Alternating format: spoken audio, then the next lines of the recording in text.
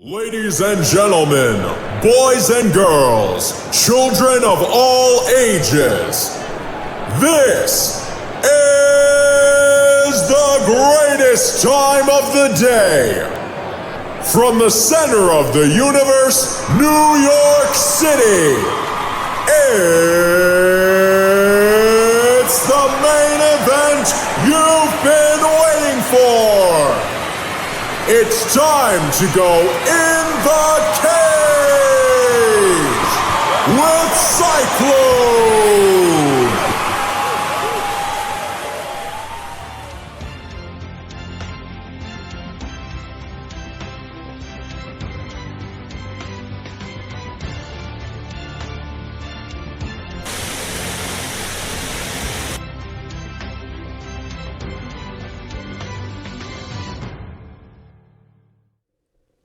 And your Messiah has come home.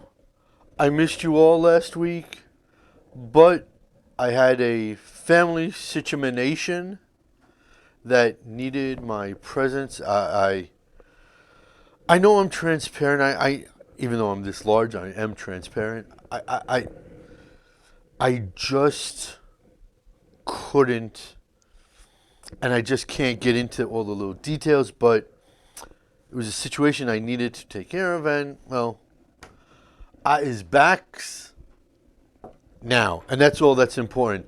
And it is a beautiful Monday in the beginning of June. This is perfecto weather outside. My arthritis isn't bothering me. Yay me for now. Although in Brooklyn yesterday we had some crazy hail. And I'm not talking like Nathan or Alan or any other hail either. I'm talking about hail from the sky. It was incredible. It was nuts. So let me get into something. A lot of you guys out there have helped me out. Helped me out beyond belief. Helped me out more than I can know. And more than you guys can know that how much it means to me or your help. But there's a lot of haters out there, which is why I'm wearing this shirt. You know, I got a lot of haters everywhere.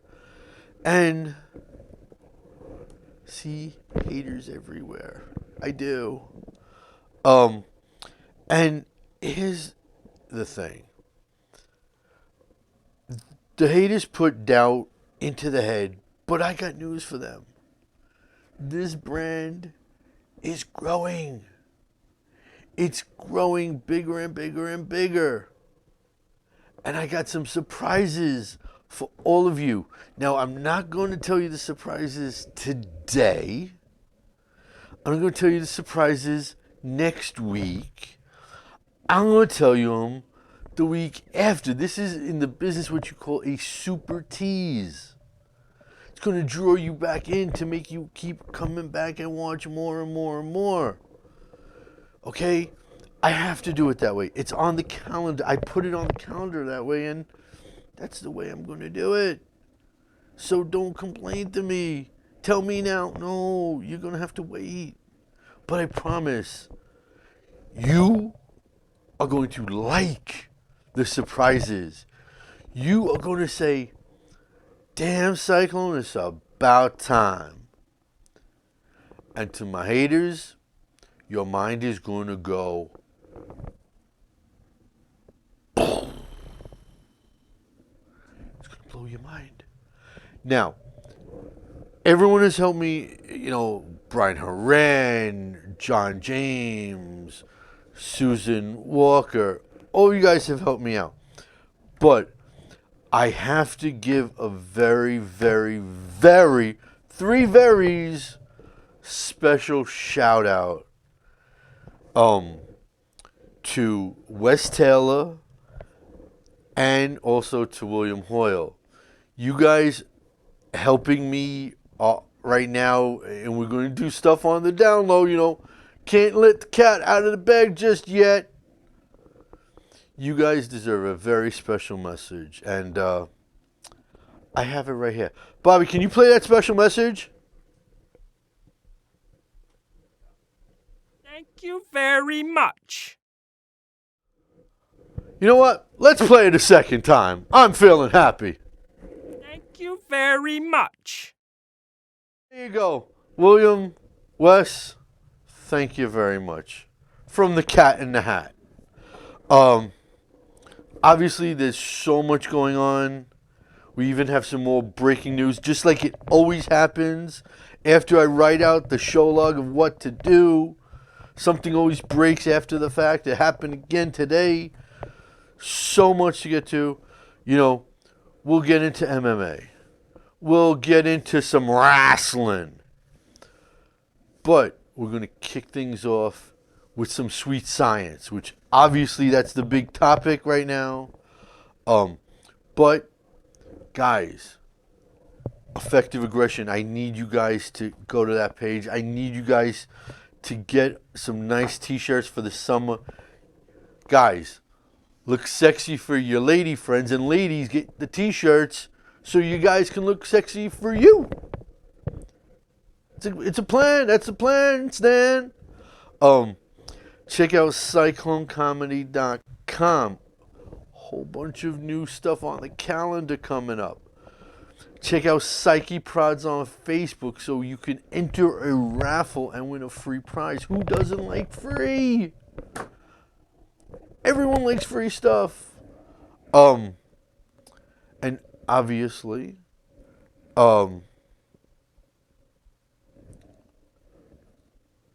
we'll start things off in a few minutes, right after this. This is Frank Edgar. This is the Barbarian Tim Bosch. I'm World Series of Fighting undefeated lightweight champion Justin Gaethje. MMA legend, UFC Hall of Famer, Iceman. Check it out. If you got the guts, step in the cage with Cyclone. Alrighty, so let's talk the elephant in the room. And by elephant, I don't mean me. By elephant, I don't mean Andy Ruiz Jr. But let's discuss. Here's the thing. You want to know why Andy Ruiz beat Anthony Joshua? Simply put, foot movement. Everyone talks, fast hands. Sure, Ruiz has fast hands, but his foot movement was A++. He played his perfect game.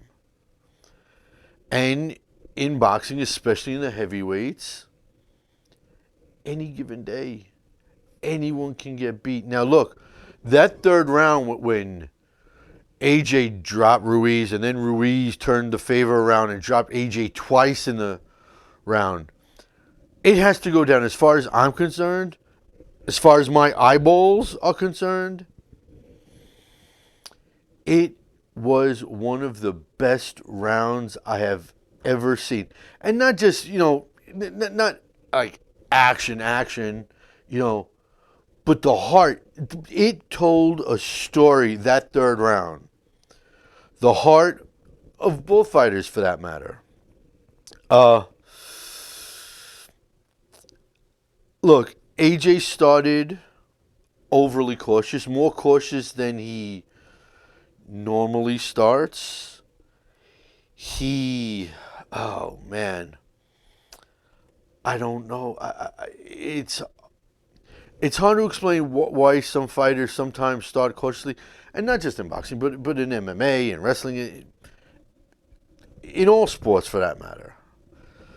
But he started out extremely cautious, and after that third round, I think Ruiz took his soul. That's the only way to really describe it, is AJ's soul was taken in that third round because he wasn't the same. The jab wasn't as stiff and popping as it was before that.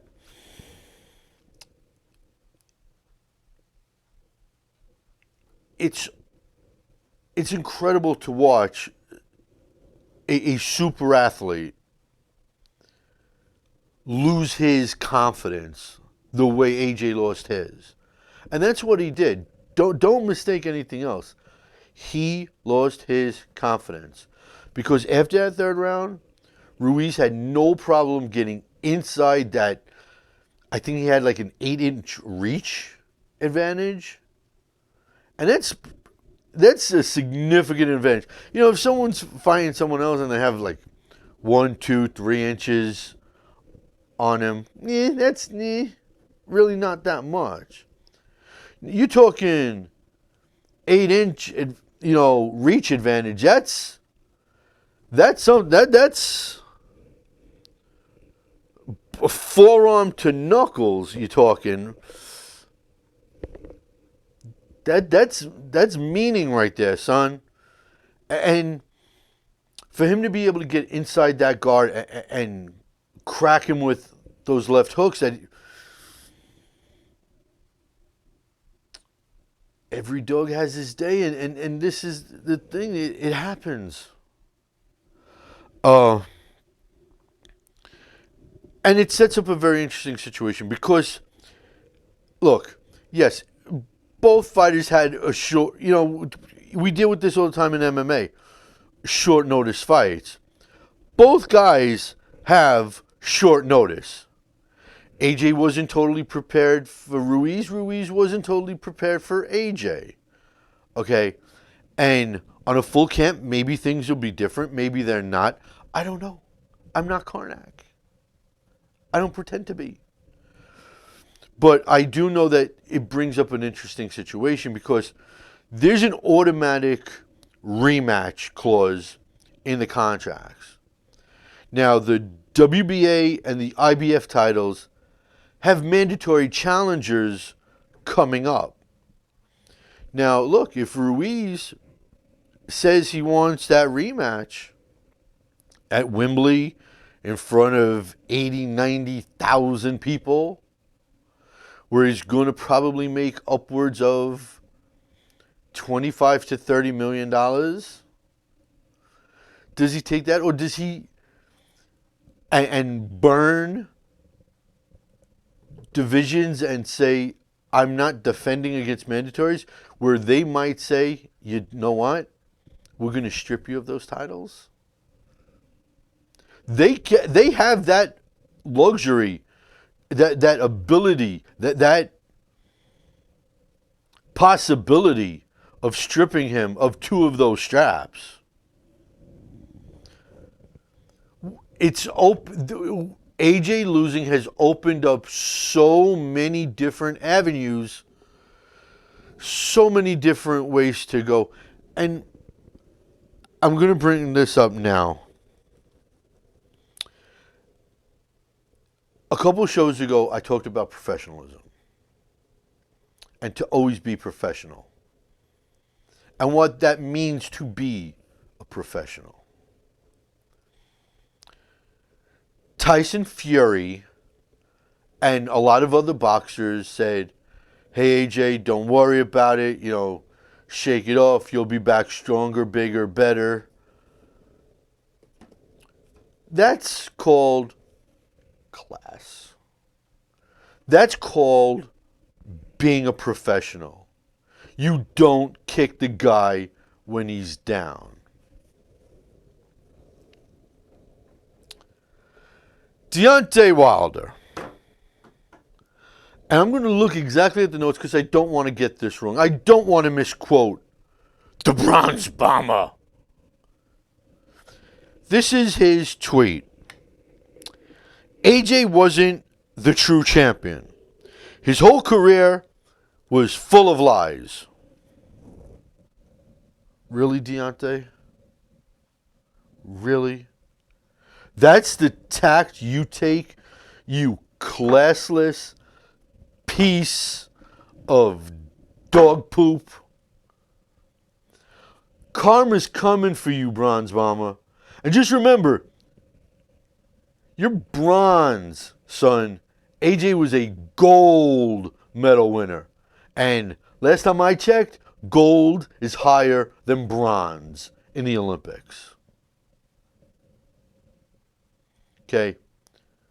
God blessed you with hammers as 2 fists. It's time you class yourself up a little bit.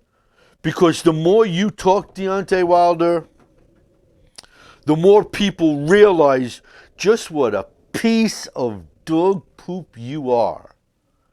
How you're a phony, how you're a fake. When the cameras are on you, oh, I love this, I love that. You're full of poop. Okay, Deontay? And to you Deontay fans out there, you supporters of him, look, I'm not going to tell you who to like, who not to like. But you have to. You absolutely mandatory have to, at a certain level, say, I'm not kicking a guy when he's down. If I ain't got something good to say, I say nothing. That's what Mama always said. If you can't say something nice, zip your lip. Shut up. Don't say anything. You hold one of the straps. Okay? AJ was holding 3 of them. Tyson Fury beat you, and we all know it.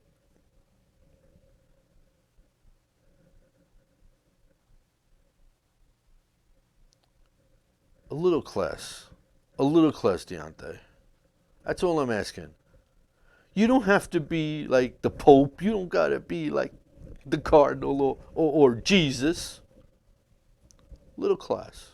Just a little bit. That's all that's needed. Okay. For as much as the time as Conor McGregor gets pooped on, gets crapped on for opening up his mouth for everything he says, I find it quite interesting that most people let what Deontay said go. I don't know. I don't want to say it's a little thing like this, but Conor's an Irish guy, opens his mouth, everybody creams on him. For the most part, deserving. Conor opens up his mouth too much, yes. But the second the brother man from Alabama opens up his mouth, everyone's hush hush. And I really don't want to assume that that's the case, but what the hell else is there? All right, so moving along, the other big fight as far as I'm concerned on that card was Katie Taylor, and she became the third undisputed champ behind Celia Brækhus and Clarissa Shields, after she won by majority decision over Delphine Pearson. And look, I don't like to crap on judges. I don't. Judges see what judges see. I'm not one to rip on judges. But quite frankly, I don't know what the hell they were watching. Delphine was more active, more accurate, more powerful. She was in control a lot more. If you look at both girls' faces, Katie's face was more wrecked than Delphine's. I don't know. I mean, Katie used her range well, and if that's going to give her a decision, no.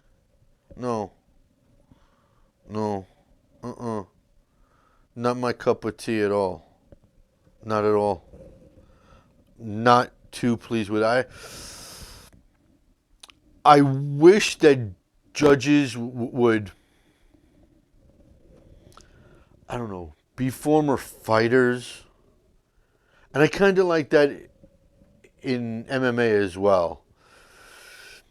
Just because they know, I don't want to say, well, you've never been in the ring, you've never been in the cage, so you can't talk. I don't like doing that, but here's the thing. it makes sense now. It's getting too much at this point where it's not right. No, Rudy.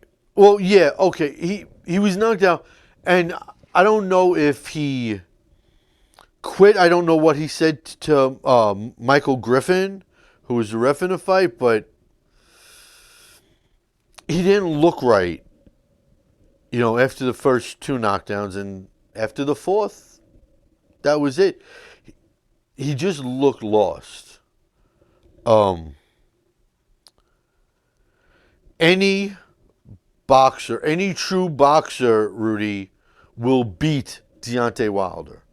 Deontay is just a windmill slugger. That's all he is. No ands, no ifs or buts about it. But getting back to Katie, Katie, no. It was an overall bad night for Matchroom Boxing, is what it was.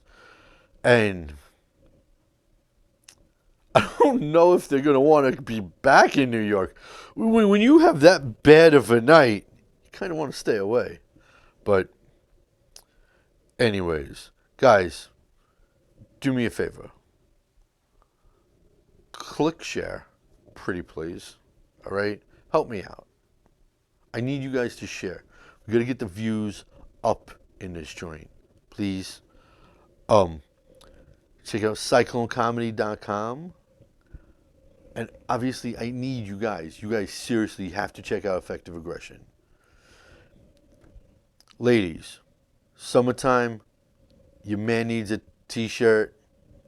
They got some great ones. Guys, t-shirt time. Muscle top. Flex. Buy them. Flex in them. Work out in them. Do it.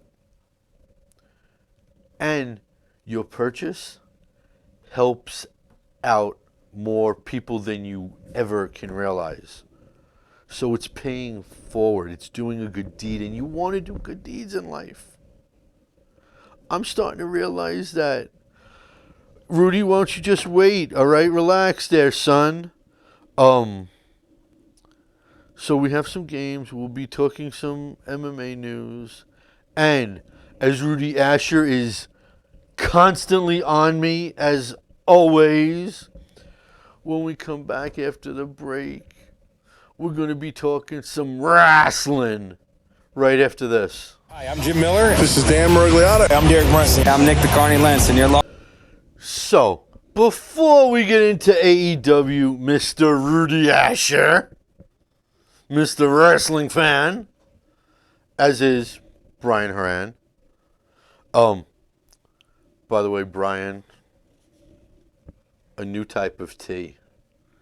Tanzania lemon. See, I'm standing with Kamaru Usman. Go Africa. I think that's what Tanzania is in Africa.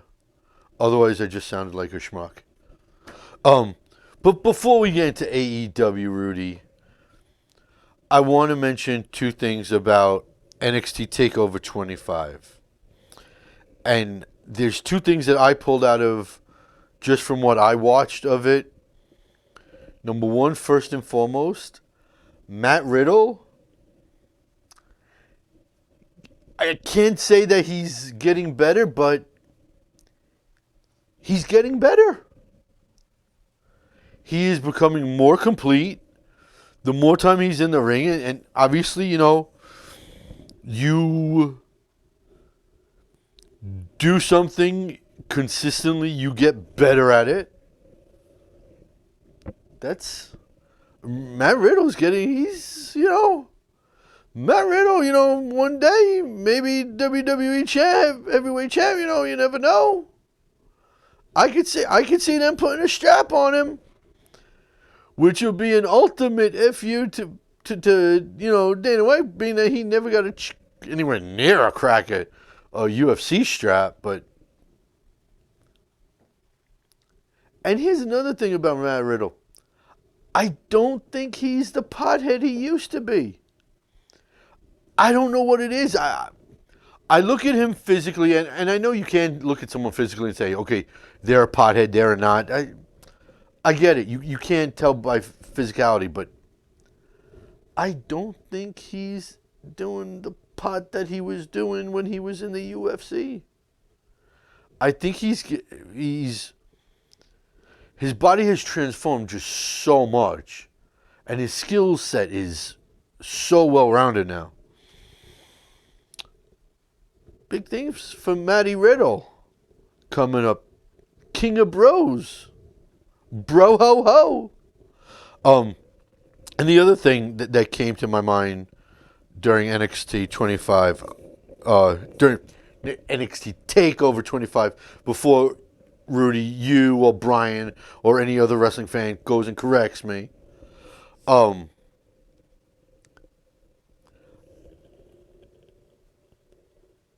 I want to know, because I can't see how much longer they're going to keep the strap around Adam Cole's waist. I don't get it. I'm not an Adam Cole. There's just something about him. He doesn't draw you in. He doesn't make you care about him. So I'm curious to see how long they keep that strap around his waist. Because I don't think it's going to be that much longer. I really don't. Now, Rudy, I will get to AEW. Double or Nothing. Not just for you, but for everybody else, because that a huge thing. Here's the situation. AEW is small fry. There is no reason whatsoever they need to take pop shots at the WWE. The Lion doesn't give two rats' asses what a gazelle does. Okay?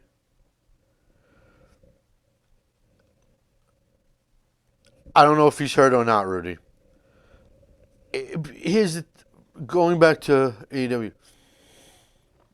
There is no reason for AEW. I know there's bad blood deep down. There's hurt feelings. And look, me of all people, I know from hurt feelings. But like I said before, like I said 2 weeks ago, professionalism. There is no reason to take cracks at the WWE. WWE doesn't give two poops about AEW. Okay, the WWE is always going to be the gold standard. The UFC is always going to be the gold standard. Top level guys are always going to be, the gold standard. They don't care what small fries do. So all you're doing by taking pop shots is amusing yourself. And it's childish. Okay? It's no class. Now, as far as the Dustin Rhodes and the Cody Rhodes fight, holy freaking free holies. Old school, classic, great fight. Daddy Dusty was looking up from heaven saying, my two sons, look at them. Wow. That was one of the most perfect wrestling matches I've ever seen. And I've seen a lot because I go back to the mid-70s with this stuff. Okay? Dustin and Cody drew you in. It was Kane versus Abel in real life action in Vegas. That's what it was.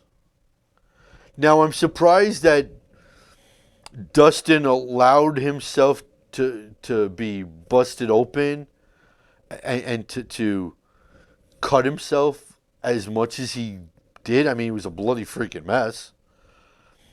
I'm surprised he let it go that far, but I guarantee you Dad was looking up from heaven smiling. I mean, it was such an incredible match. Now, look, I know in July it's, the Rhodes boys, Cody and Dustin against the Young Bucks.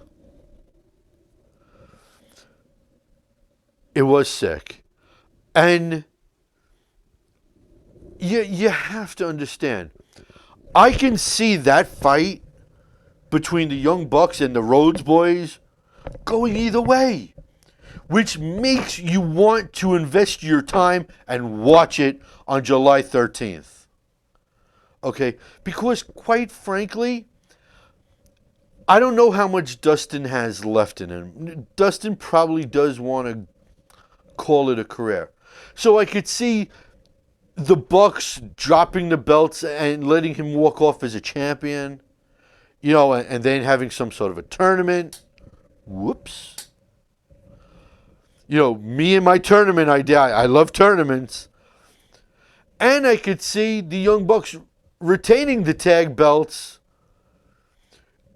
because they would get that big of a push taking on the Rhodes boys. I can truly see either team win. I can't pick a winner, and that's what makes it's going to be such a sick fight. And it's something I'm looking forward to. I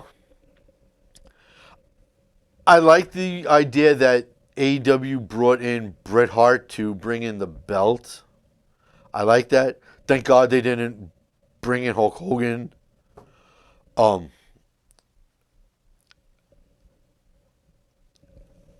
I saw some people make the comments that, oh, maybe somebody's going to come in and spear Bret Hart again, and once again, stuff like that, it's classless. Look, I'm not screaming I'm holier than thou, because I'm not, but we got to keep things level. No, I know it's not the AEW titles, Rudy. I'm just saying that I could see either one going at it, either one winning. It is a classic fight. That's what you call classic. And the other thing, and I'm sure now Rudy's going to comment on this. Dean Ambrose, a.k.a. John Moxley, a.k.a. my dead freaking grandmother. I just don't get it. I don't get Dean Ambrose. I never have, and I never will. I don't get it. Dean Ambrose, John Moxley, my dead grandmother, whatever you want to call this guy, he is the poor man's poor excuse, poor impersonation of Stone Cold Steve Austin. That's all he is. That every time I see him, I'm like, Jesus Christ. It's someone doing a lousy impersonation of Austin. And if I wanted to see Austin, I'd beg them to bring Austin in. I just don't get it. I couldn't care if Dean Ambrose was laid out, hit by a truck in front of me on the gutter. I couldn't give two poops about him. I really couldn't. That's what I think he is. I think he's a poor Stone Cold. Now, some big breaking MMA news. Obviously, everybody knows that Alexander Gustafsson retired after his fight on Saturday. He is, as far as I'm concerned, always the bridesmaid, never the bride. He came around at the worst possible time because there were always going to be two guys better than him. John and DC. Now, we talk about how classless Deontay was. John and DC, both who had plenty of bad blood between Gustafsson, wished him well in retirement. It's called class. Now, when DC retires, do I think John Jones is going to be that classy? No, I don't think so. But, fingers, eyes crossed, maybe happen, I don't know. But not only has Gustafsson retired, this afternoon there was another retirement of an MMA, I'll call him a superstar, King Mo! King Mo is retired. Apparently, the amount of surgeries, because he's had more than 40. I crap because I've had 8 surgeries in my life. This guy's had over 40. It's just one on him. And this afternoon, King Mo retired. Wow, no more King Mo. But he's staying involved in MMA. He's becoming one of the coaches at ATT. So guys like me will always see him around. And if I look at both guys and compare both guys, King Mo and Gustafsson, both bridesmaids never bride. There's always guys better. King Mo, obviously, a much longer, more decorated career than Gus. Do I look at Gus as a Hall of Famer?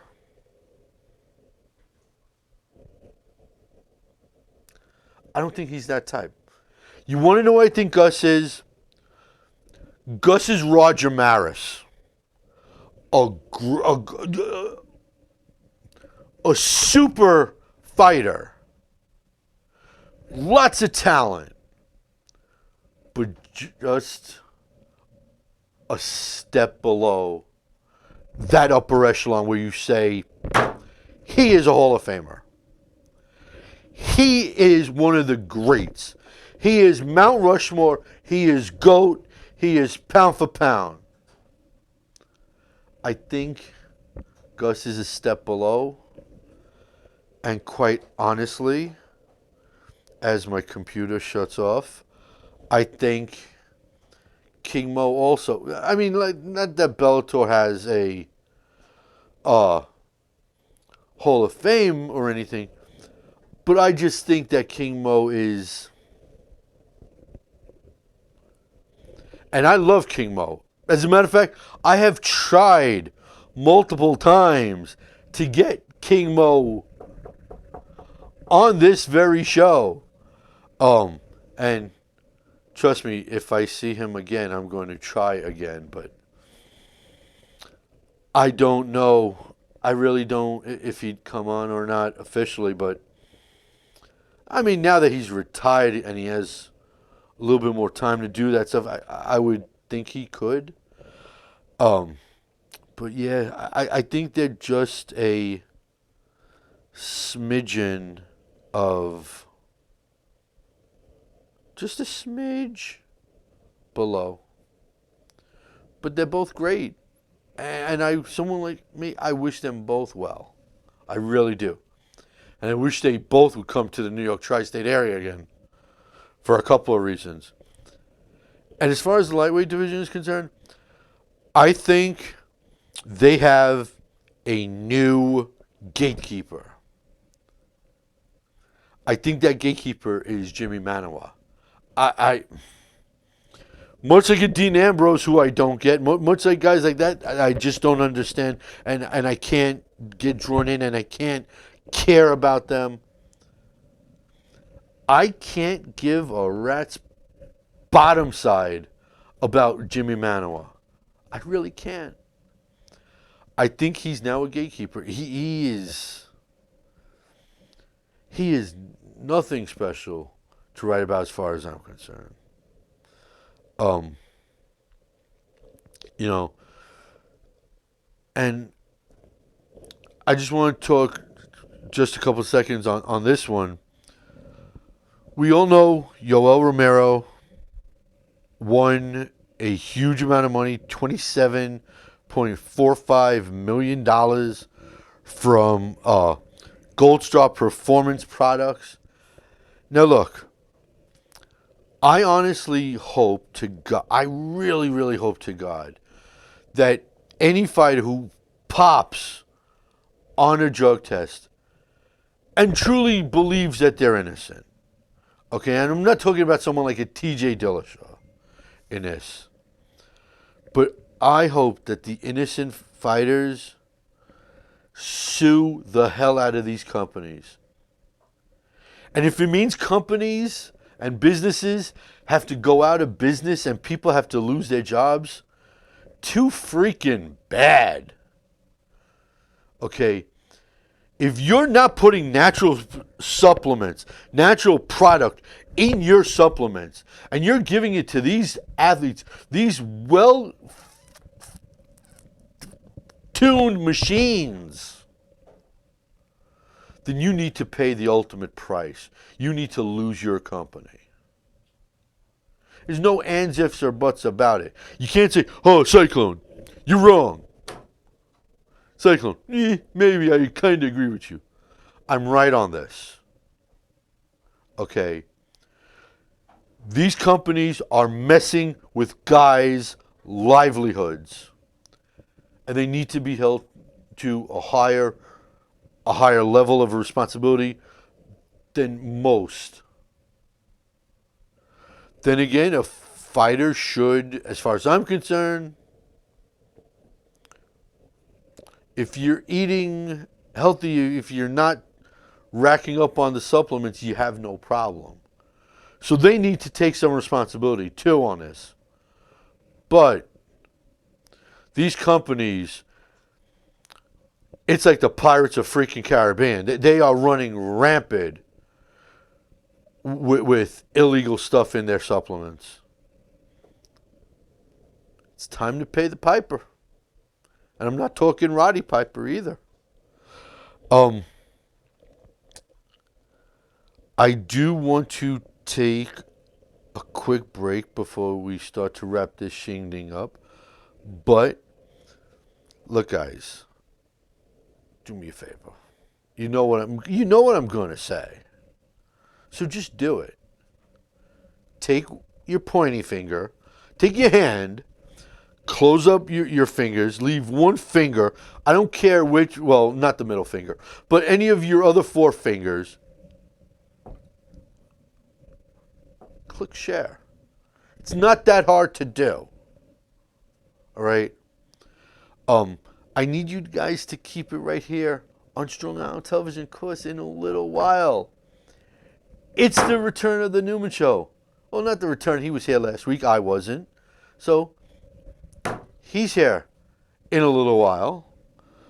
Shorty's in the house already. Guys, effective aggression. I really need you guys. Do me solid.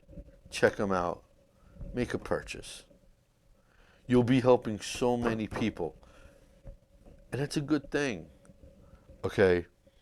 Check out CycloneComedy.com. And check out Psyche Prods on Facebook.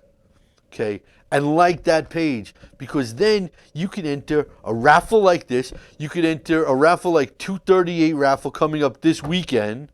Which, by the way, 238 is going to be a crazy card. I can't wait for. You could enter that raffle too. And I'm telling you right now, the prize for that raffle is sick. S-I-C-K. It's going to be a sick prize going to the winner this Saturday. So like CycloneComedy.com, like Psyche Prods on Facebook, and we're going to continue and we're going to start to wrap this stuff up right after this. I'm Dennis Bermudez. Hi, I'm a creepy Ian McCall. Yo, I'm Kelvin Gastelum. This is Mark Goldberg. Yo, I'm the world's most dangerous man, Hall of Famer Ken Shamrock, and you're getting tapped out in the cage with Cyclone.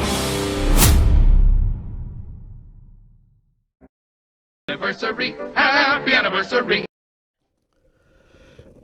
I love when people text me and they know I'm doing a show. You know, it happens to Ariel Helwani, it happens to Luke Thomas, and now it happens to me. I guess maybe I'm part of the group. I don't know. After all, I am covering PFL this Thursday. I was credentialed. Thank God. Thank God. I got the email today. Makes me happy. Thursday I'll be covering PFL. Anyways, on this day in MMA history, 2 birthdays. Greg Soto turns 33.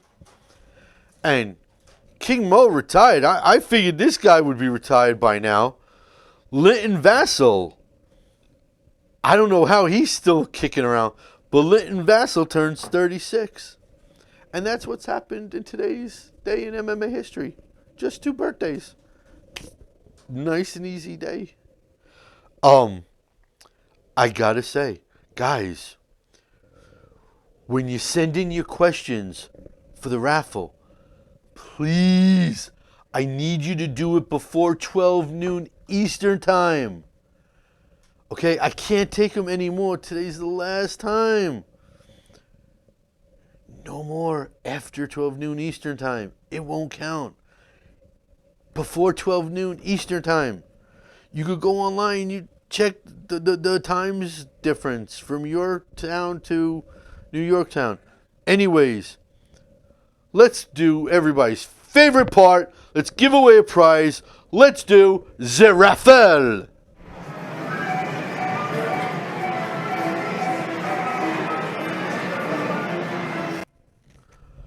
Okie dokie. Samoki, we got 3 questions this week. That's why the numbers are only 1, 2, and 3 on the raffle board. Pretty simple. Question number 1 comes from Mr. Rudy Asher, who's being extremely active today. Thank you, Rudy.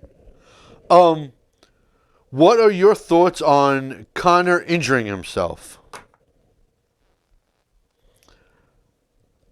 I don't know, because did Conor really injure himself, or is that just a lame excuse?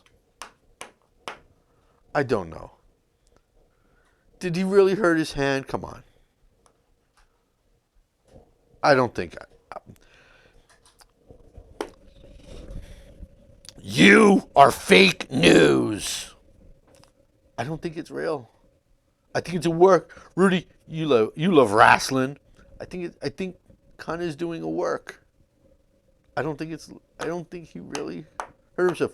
Maybe he had bruises. Listen, in training camp, every single fighter goes through bruises. Jeez. No one goes through a camp without getting nicked up. But to that big point, no. I don't think he really hurt himself. And no, you don't win by default. Smart ass. Question number 2 comes from the returning Susan Walker. How are you, Susan? Okay, your question. What happens to the octagon mat after the fights are over? You know, Susan? That's the best damn question you've ever asked. I'm proud of you. And you know what? I don't have a clue. I really don't. I mean, I know for like Topps cards, there are some ring mat relic cards of ring mats, of cage mats. I know companies get pieces of the octagon mats to sell. But what happens to a whole one? I don't know. I mean, they can't be reused. I don't think. No, they can't be reused because they have promotion, on them. I don't know. You know what? Here's what I'm going to do for you, Susan Walker. I'm covering the PFL this Thursday. I am going to ask Ray Sefo on Thursday at the post-fight press conference that a fan of mine, you, because you are, Susan, you're a fan, you want to know what happens to the mats of, the octagon of the cage after fights are over. I'm going to ask Ray Sefo for you. And then I'll tell you your answer at the beginning of next week's show, Susan. So now, Susan, you have to watch the beginning of next week's show to find your answer, because I don't know it. And question number 3 from the late Brandon May. Never again, Brandon.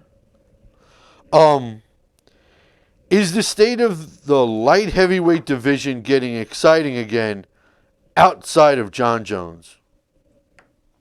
Yeah, I mean, you have Rasek, you have Tyson Pedro, Corey Anderson's still going to knock around somebody's brain. Obviously, you have everybody else in there, too. I like the light heavyweight division. Although it's not my favorite. I think the lightweight division, I think the featherweights are fun, too. I think those are my two best. Anyways, guys, let's get an answer, right? Let's get an answer. Let's get a winner here. 1, 2, or 3. The winner is going to be numero. Wow, you lucky son of a beep. Brandon May. You're late and you win. Congratulations. Don't let it happen again. All right, Brandon, please. Guys, I have some guests I'm working on for future shows. Coming up in a few minutes, The Newman Show, right here on Strong Island Television. So keep it right here. Guys, until next week, when I have Susan Walker's answer to her question, and a whole lot more, we're going to talk next week. Remember, Triple G is fighting. Until then, and also UFC 238 raffle on Psyche Prods on Facebook. I am Cyclone, saying, like I do every week, that I am here. Just because all of you are not athletes doesn't mean you can't be athletic supporters. Bye-bye!